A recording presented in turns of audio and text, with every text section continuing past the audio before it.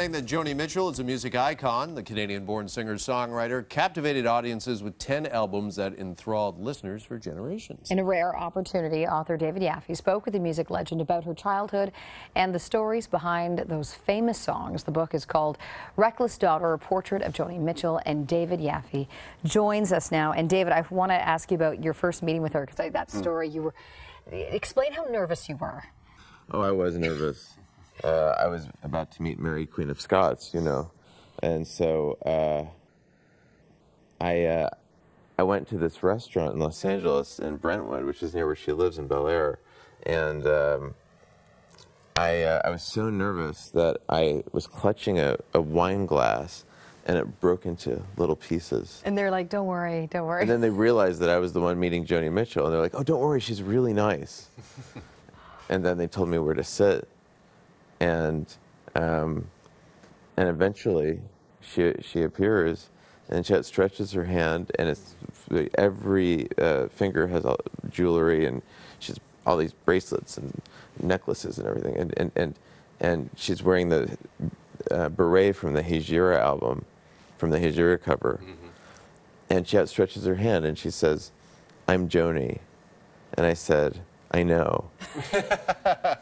Yeah, I think I've got that. Now, why were you so anxious? Was it just, I mean, because she's obviously a music icon? Is it because she is rather elusive? She doesn't do many interviews. Well, that was one thing, is that this was 2007, and she hadn't done press for a long time.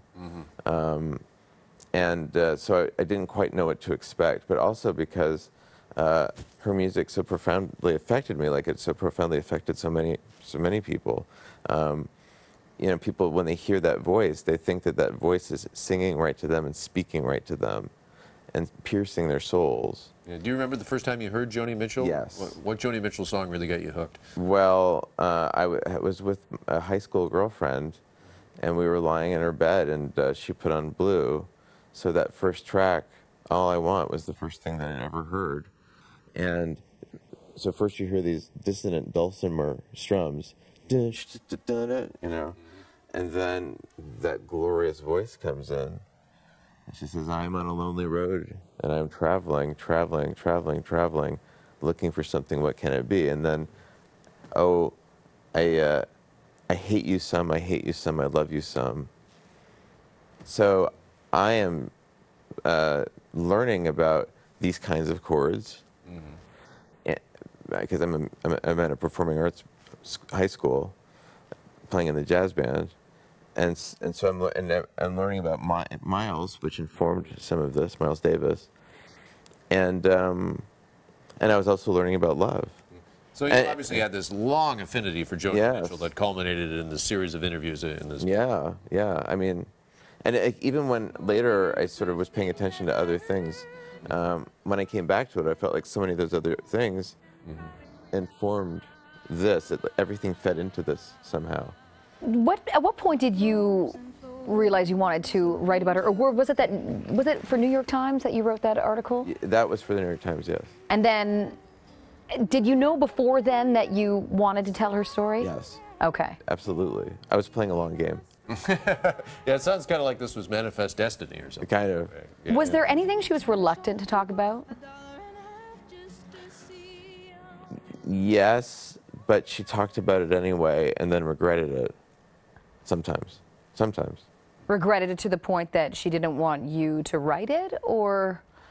Well, there were certain things, like for the Times piece, for example, like I was able to, I didn't read her what I wrote, but I was able to get her approval on quotations, which she was really grateful for. There were some things that she didn't want to talk about, and for then.